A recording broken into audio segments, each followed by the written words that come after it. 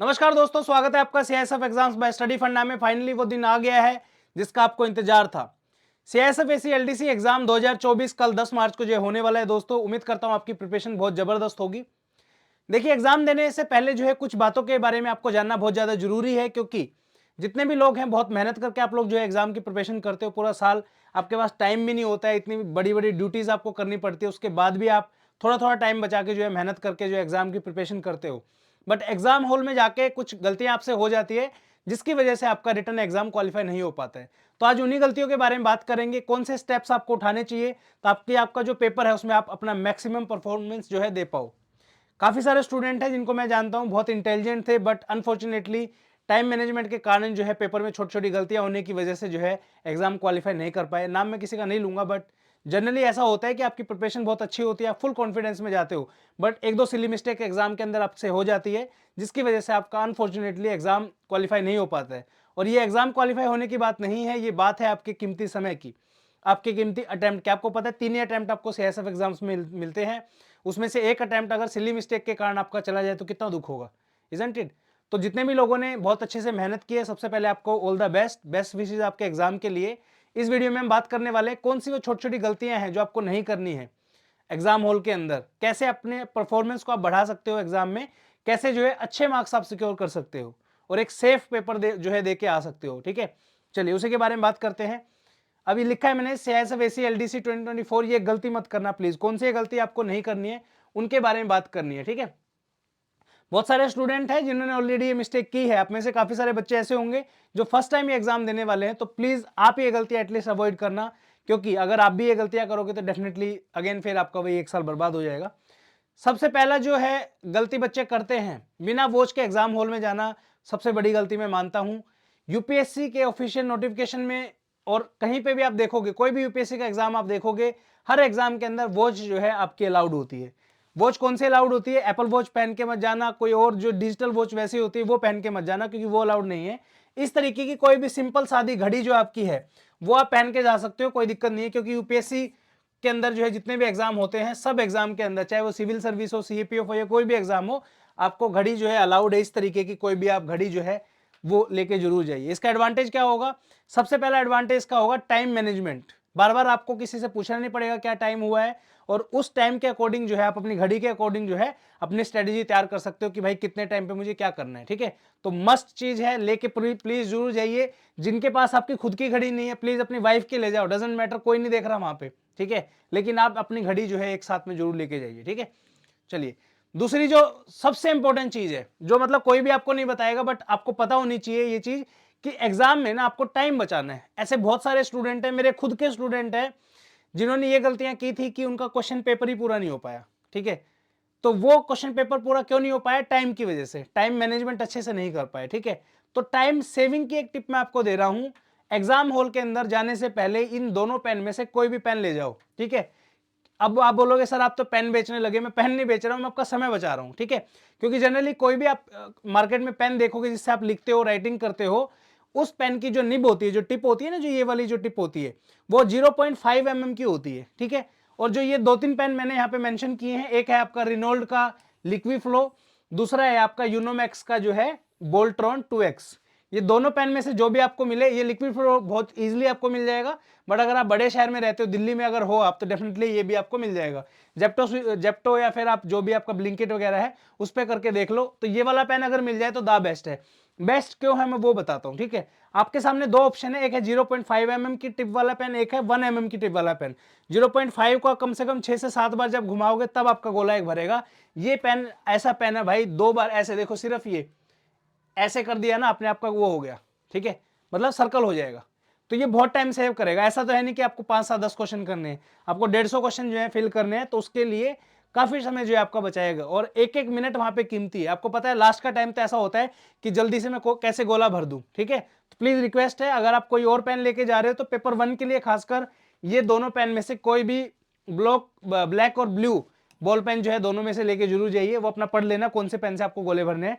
Generally black से भरने होते हैं, बट शायद मे बी आपके उसमें बॉल पेन ना दिया हो जो ब्लू वाला होता है। ठीक है, ध्यान से उसको देखना है। नेक्स्ट है आपका ट्रांसपेरेंट वाटर बॉटल। ठीक है, प्लीज अपने साथ एक वाटर बोतल कैरी करिए। अगर इस तरह की अगर नहीं कर सकते हो तो कोई दिक्कत नहीं है, बिस्लेरी की सिंपल एक बोतल ले लो, इसके ऊपर से ये वाला जो कवर है हटा लेना, ठीक है, कोई नहीं पूछने वाला। पानी क्यों इंपॉर्टेंट है, देखिए आपका जो पेपर है वो 2.5 घंटे का है, ठीक है, खाना वाना ब्रेकफास्ट वगैरह आप करके जाओगे, तो जब हम कोई भी काम करते हैं ना, जब माइंड कुछ वर्क कर रहा है तो उसको जो है रिक्वायरमेंट होती है, ठीक है, फ्यूल की रिक्वायरमेंट होती है। तो पानी से प्यास आपको लगेगी तो आपका दिमाग जो है ड्रेन होना शुरू हो जाएगा। तो आप अपने साथ एक पानी की बोतल और अगर पॉसिबल हो पाए तो एक चॉकलेट जरूर रखिए अपने साथ, ठीक है, ये भी अलाउड होती है, कोई दिक्कत नहीं है, ठीक है, सिंपल सी एक चॉकलेट जो है आप कैडबरी की, डेयरी मिल्क वगैरह लेके जा सकते हो, कोई इशू वाली बात नहीं है। इससे क्या होगा, जैसे ही आपको थोड़ा सा टाइम होगा पेपर में, 1 घंटा सवा घंटे के बाद जो है थोड़ा बोर सा फील होना शुरू हो जाएगा, लेकिन ये दोनों चीजें आपकी बहुत हेल्प करेंगी। पानी भी जो है आपको साथ में रखना है ताकि आपको बाहर ना जाना पड़े बार बार, ठीक है, और एक चॉकलेट आप अपने साथ कैरी कर सकते हो, ठीक है दोस्तों, इंपॉर्टेंट लेके जाना है। नेक्स्ट के बाद है fill your half answers after 1 hour to 1 hour 30 minutes, ठीक है, 1 आवर 30 मिनट्स, 1 से 1.5 घंटे के बाद अपने आधे आंसर भरिए। प्लीज मेरी हाथ जोड़ के आप सभी से विनती है, इस एडवाइस को प्लीज आप इग्नोर मत करिए। रीजन बीइंग, पिछले साल 2023 के एग्जाम में मेरे खुद के स्टूडेंट्स से काफी ये गलती हुई कि उन्होंने जो है आंसर जो है लास्ट में फिल करना शुरू किया, जिसकी वजह से उनके 10 से 15 क्वेश्चन तो ऐसे थे जो छूट ही गए, मतलब वो गोला ही नहीं भर पाए। और कई स्टूडेंट ऐसे थे जिनको आता था बट अनफॉर्चुनेटली वो जल्दीबाजी में इधर उधर गोले जो है भर के आए। अब ये वाला टाइम मैं आपको क्यों कह रहा हूं, इसका रीजन है, देखिए आपका पेपर 2.5 घंटे का, आपको पता है 150 नंबर का, 150 क्वेश्चन का आपका पेपर है, 300 नंबर का है, राइट। तो 1.5 घंटे में, एक सवा घंटे में, ज्यादा नहीं, एटलीस्ट मैं मानता हूं कि भाई आप इजिली 60 से 70 क्वेश्चन बहुत प्यार से कर दोगे, क्योंकि ये वो क्वेश्चन है। एक चीज और है, इसमें आप न्यूमेरिकल अटेम्प्ट करना स्टार्टिंग में, रीजन बीइंग न्यूमेरिकल अगर अटेम्प्ट करोगे तो काफी टाइम उसमें आपका वेस्ट हो जाता है, पता ही नहीं चलता, ठीक है। यहाँ पे जो है न्यूमेरिकल के लिए आप अलग से जो है लास्ट में अटेम्प्ट उनको करना, क्योंकि ज्यादा क्वेश्चन नहीं होते, सिर्फ 10 ही क्वेश्चन होते हैं आपके, उसमें 10 से 15 आते हैं। अब उन 10-15 में आप अगर किसी में अटक गए तो फिर वो आपको 10-15 मिनट पी जाएगा, पता भी नहीं चलेगा, ठीक है। तो आपको क्या करना है, 1 से 1.5 घंटे के अंदर 60, 70, 80 क्वेश्चन जितने भी आप बना पाओ, इन सभी क्वेश्चंस को प्लीज 5 से लेकर 10 मिनट का आपका टाइम लगेगा। जैसे ही आपका 1 सवा घंटा हो, इनको सबको जो है फिल कर लीजिए अपने आंसर शीट में। रीजन बीइंग, लास्ट में ना आपको बर्डन नहीं रहेगा, क्योंकि बहुत बच्चों को बर्डन क्या रहता है कि यार लास्ट के 15 मिनट बचे, मुझे 150 गोले भरने में, कैसे भरूंगा। तो जल्दीबाजी में कोई ऊपर का नीचे हो जाता है, ए का बी लग जाता है, पहले का दूसरा लग गया, दूसरे का चौथा लग गया, कुछ आइडिया नहीं रहता है। तो प्लीज रिक्वेस्ट है, इस एडवाइस को आप मानना घड़ी के लिए, इसलिए मैं आपको बोल रहा हूं ताकि आपको टाइम भी पता रहे, ठीक है। तो समवेयर अराउंड 1 घंटा, सवा घंटा, 1.5 घंटे के आसपास जो है अपने आंसर आप भर लेना। और अगर 1.5 घंटे के बाद भर रहे हो, मान लीजिए आपने 1.5 घंटा पूरा अटेम्प्ट किया, तो तब तक आपके एटलीस्ट 100 क्वेश्चन जो है हो जाने चाहिए, क्योंकि लास्ट के 1 घंटे में आपको फिर 10 मिनट वो मिलेंगी, आपको गोला फिल करने को लास्ट में भर लेना, और 40-50 मिनट में और क्वेश्चन आप सोल्व कर सकते हो, ठीक है। तो ये एडवाइस पे प्लीज फोकस करना, थोड़ा सा आपको हेल्प मिलेगी काफी। उसके बाद अपनी व्हाइटनर जो है आप अपने साथ लेके जा सकते हो, इस तरीके का जो फ्लूइड होता है ये आप लेके जा सकते हो। कोई कटिंग आपसे हो जाती है पेपर 2 में या पेपर 1 में, तो वहां पे हल्का सा फ्लूइड आप जो है लगा सकते हो। कई बार रोल नंबर वगैरह भरने में भी गलती होती है, उस चीज को भी आपको ध्यान से देखना है, ठीक है। उसके बाद आपकी प्लीज जितनी भी बेसिक डिटेल है, मैं अगेन आपसे हाथ जोड़ के रिक्वेस्ट कर रहा हूं, 5 मिनट पहले जो आपको क्वेश्चन पेपर मिलेगा ना, क्वेश्चन पेपर को एक साइड रख दो, उससे पहले जो है अपना सारी की सारी चीजें, ऑल द क्वेश्चन पेपर बाद में मिलता है आपको, आंसर शीट पहले मिल जाती है, केयरफुली एक एक जो है आपको अपनी सारी डिटेल जो है इस आंसर जो बुकलेट आपकी होगी उसके अंदर भरनी है। रिक्वेस्ट है दोस्तों, एक गलती और बच्चे क्या करते हैं, मान लो मेरा जो रोल नंबर है वो है 9671456829, ये है, तो बच्चे पता है क्या करेंगे, यहाँ पे 9 लिखेंगे, ठीक है, उसके बाद 9 का गोला भरेंगे, फिर 6 लिखेंगे, फिर 6 का भरेंगे, ऐसे इस तरीके से, ठीक है। आपको क्या करना है, पूरे नंबर एक बार पूरे के पूरे लिख लो यहाँ पे, ठीक है। सारे नंबर जब आप लिख लोगे, उसके बाद एक एक को ऐसे पेन रख के ऊपर से नीचे की तरफ, अच्छा ये है, मतलब ये तो मार्क करके जस्ट मैं वैसे बता रहा हूं, बट गोला फिल करते टाइम कि अच्छा 9 का जो कॉलम है ये वाला आएगा, 6 का जो कॉलम है वो ये वाला आएगा, 7 का ये वाला आएगा, इस तरीके से बहुत केयरफुली जो है आपको इसको भरना है। रीजन बीइंग, काफी बच्चों के साथ ऐसा देखा गया है, जल्दीबाजी में 1-2 बॉक्स इधर उधर हो जाता है, फिर उनको लगता है कि यार मेरी तो कॉपी चेक नहीं होगी, तो क्या फायदा मैं इतनी मेहनत करने का, एग्जाम क्यों ही दूं मैं, काफी सारी बार ऐसी सिचुएशन हो जाती है। तो आपका जो माइंड है वो फिर आधा तो दिमाग वैसे ही खराब रहेगा कि यार रोल नंबर भरने में मैंने गलती कर दी तो पेपर तो क्या ही करूंगा मैं, ठीक है। तो ये गलती है प्लीज अवॉइड करना। जो आपकी जो बुकलेट है ये वाली आंसर बुकलेट, इसके अंदर चाहे आपका रोल नंबर हो, टेस्ट आईडी हो, नाम खैर वगैरह, नाम वगैरह नहीं होता यूपीएससी में, ठीक है, और भी जो चीजें हो वो प्लीज केयरफुली भरना, और आपके आंसर जो है इनको भी जो है आप अच्छे से आपको केयरफुली भरना है, ठीक है। उसके बाद नेक्स्ट है आपका, don't lose your calm if the questions are tough, if it is tough then it is tough for everybody, ठीक है। बहुत बार ऐसा देखा गया है कि क्वेश्चन पेपर आपने जब देखा, ये मैं उनके लिए बात कर रहा हूँ जिन्होंने मेहनत करी, जिन्होंने पढ़ाई करी है, ठीक है। अब जो बच्चा पढ़ के नहीं जा रहा है, जो मौज मस्ती में जा रहा है, उसका तो क्या ही होगा, आपको पता है, राइट। लेकिन जो बच्चा मेहनत करके जा रहा है, अगर कोई क्वेश्चन टफ आ जाता है, आपको लगता है कि यार ये तो बहुत मुश्किल क्वेश्चन है, तो उस सिचुएशन में घबराना नहीं है। रीजन बीइंग, अगर उस सिचुएशन में आप पैनिक करोगे तो आने वाले जो क्वेश्चंस आपके होंगे जो कि आप ठीक कर सकते हो, उन क्वेश्चन में भी आप हड़बड़ाहट में जो है उनको गलत करने वाले हो, ठीक है। प्लीज टेक दिस नोट कि कोई भी क्वेश्चन अगर आपको टफ लग रहा है, उसके ऊपर सोचो, विचार करो और आगे बढ़ो, ठीक है। ऐसा नहीं कि उसी पर अटक गए कि यार ये क्या क्वेश्चन दे दिया, बहुत मुश्किल पेपर इस बार बनाया है। वो सब चीज आपको सोचनी नहीं है, क्योंकि सबके लिए मुश्किल है, डोंट वरी, ठीक है। नेक्स्ट है how to attempt the question, mark your answer on the question paper itself. अलग अलग लोगों की अलग अलग तरकीब होती है कि क्वेश्चन पेपर को कैसे अटेम्प्ट करना चाहिए, मैं भी आपको बता रहा हूं। अच्छे लगे तो आप इसको जो है अपना सकते हो। देखिए, जब भी आपके सामने कोई क्वेश्चन आता है, मान लीजिए ये क्वेश्चन आपके सामने आ गया, ठीक है। अब मैं इस पे 100% श्योर हूं कि भाई इसका answer for example B answer होने वाला है, ठीक है।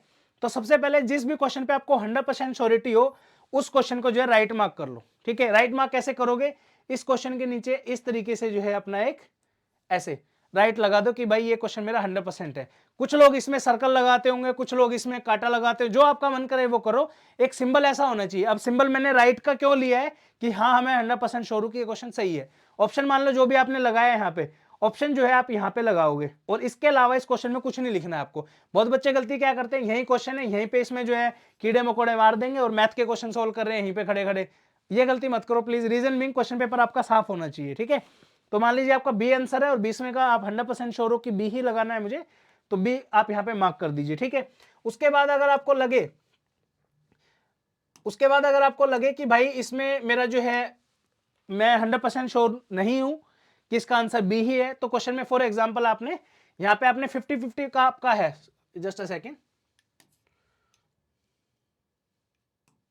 अगर आपको लगता है कि 50% है कि ऑप्शन के अंदर आप जब देखोगे 4 अलग अलग ऑप्शन होंगे, मान लीजिए आपको 2 ऑप्शन एलिमिनेट करने हैं, ठीक है। आपने एलिमिनेट किया कि भाई इसमें ना जहां पे भी एक है ना, ये आंसर नहीं हो सकता क्योंकि पहली स्टेटमेंट गलत है, बाकी के बारे में मुझे आइडिया नहीं है।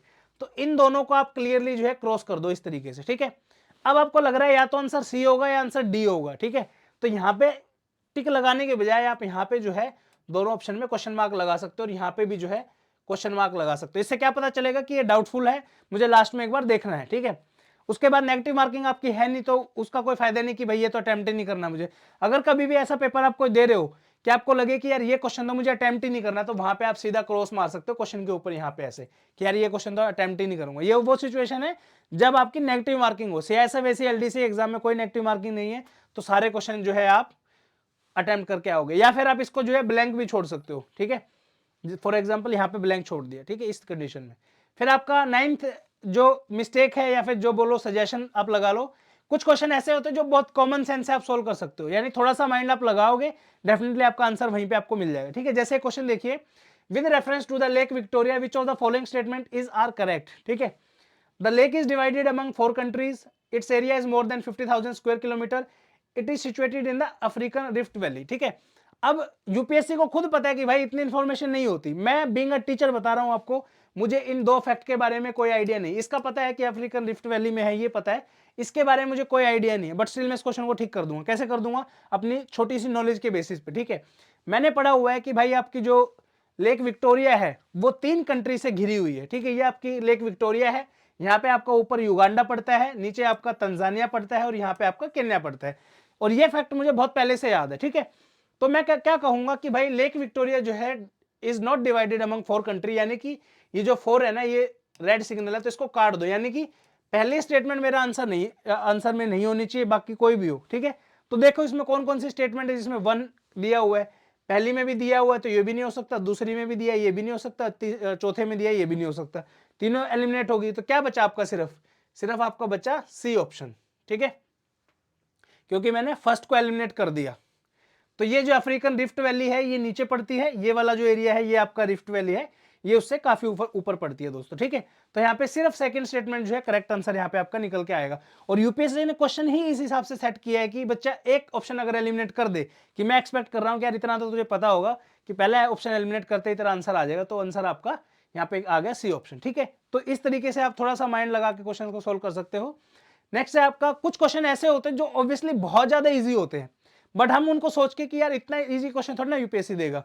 अपना दिमाग खराब कर देते हैं खामखा सोच सोच के, जबकि वो क्वेश्चन बहुत स्ट्रेट फॉरवर्ड होता है, बहुत ईजी होता है। जैसे ये वाला क्वेश्चन देखिए, the main constituent of atmospheric air are oxygen and nitrogen, the composition of O2 and N2 is approximately. ठीक है, ये जो चीजें हम बचपन से पढ़ते हुए आ रहे कि ऑक्सीजन की इतनी मात्रा होती है, नाइट्रोजन की इतनी होती है। क्वेश्चन सॉल्व हम करने जाएंगे तो सब एक जैसे हमको दिखाई दे रहे हैं। ठीक है, अब यहाँ पे बहुत सारे बच्चे कंफ्यूज हो जाएंगे कि यार ये वाला 70% होता है या 78 होता है। हमें इतना श्योर है कि 7 की लाइन में है, या तो वो 78 होगा, 79 होगा, 75 होगा, कुछ तो 70 करके कुछ है। ठीक है, तो आप इस ऑप्शन को तो इजिली आप एलिमिनेट कर सकते हो, लेकिन बाकी ऑप्शंस में आप फंस जाओगे दोस्तों। ठीक है, तो इसको कैसे आप सोल्व करोगे? आपको ये पता है कि भाई 100% टोटल होती है, राइट?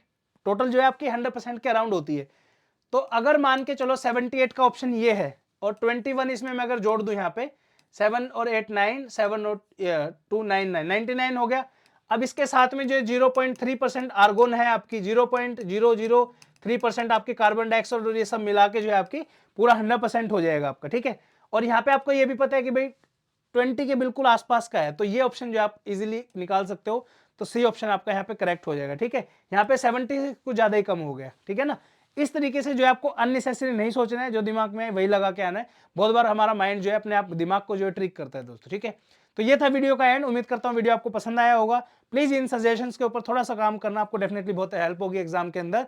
और कल हमारा जो व्हाट्सएप नंबर है वो लिख रहा हूं मैं 8743905050।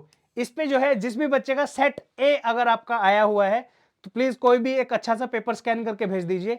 कल आपके शाम को जब आप पेपर देके आओगे उससे पहले जो है आंसर की आपकी रेडी हो जाएगी। और all the best to all of you. उम्मीद करता हूं आपका एग्जाम बहुत अच्छा जाएगा। बेस्ट अपना दीजिए एग्जाम के अंदर, और चिंता करने की बिल्कुल आवश्यकता नहीं। अगर आपने मेहनत की है तो डेफिनेटली भगवान आपके साथ है। जय हिंद।